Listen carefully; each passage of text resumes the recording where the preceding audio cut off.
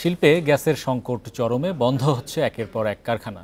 সরকার প্রতিশ্রুতি অনুযায়ী ব্যবস্থা নিচ্ছে না বলে অভিযোগ করেছেন বস্ত্র খাতের ব্যবসায়ীরা।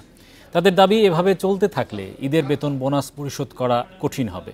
কয়েক মাসের মধ্যে বন্ধ হতে পারে অর্ধেক টেক্সটাইল কারখানা। রোববার জ্বালানি সংকট নিয়ে রাজধানীতে আয়োজিত এক সংবাদ সম্মেলনে এসব কথা বলা হয়। এই ঈদে জামা জুতো অ্যাকসেসরিজের ডিসকাউন্ট।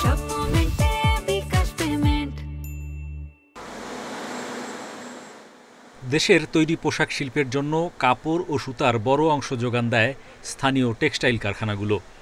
বড় বিনিয়োগে গ্যাস নির্ভর এসব শিল্প এখন চরম সংকটে। জ্বালানির অভাবে বন্ধ থাকছে বেশিরভাগ সময়, নষ্ট হচ্ছে যন্ত্রপাতিও, টানতে হচ্ছে চড়া সুদের ব্যাংক ঋণ, বিকল্প জ্বালানিতেও খরচ বাড়ছে। দাম বাড়ানোর পরও প্রতিশ্রুতি অনুযায়ী গ্যাস না পেয়ে ক্ষুব্ধ শিল্প মালিকরা। তাদের অভিযোগ, পরিকল্পিতভাবেই ধ্বংস করা হচ্ছে শিল্পগুলো।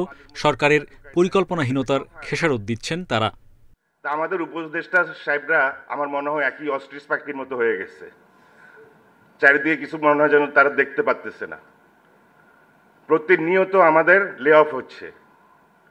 আপনার কিছুদিন পরে রাস্তায় মানুষ নামবে, আরো ভয়াবহ পরিস্থিতি হবে, ফেমিন হবে, দুর্ভিক্ষ হওয়ার মতো অবস্থা হয়ে যাবে যদি আপনি শিল্পকে না বাঁচাতে পারেন। ব্যবসায়ীরা বলেন, গ্যাস বিদ্যুৎ নিয়ে নীতি নির্ধারকরা কেবল আশ্বাস দিয়েই দায় সারছে।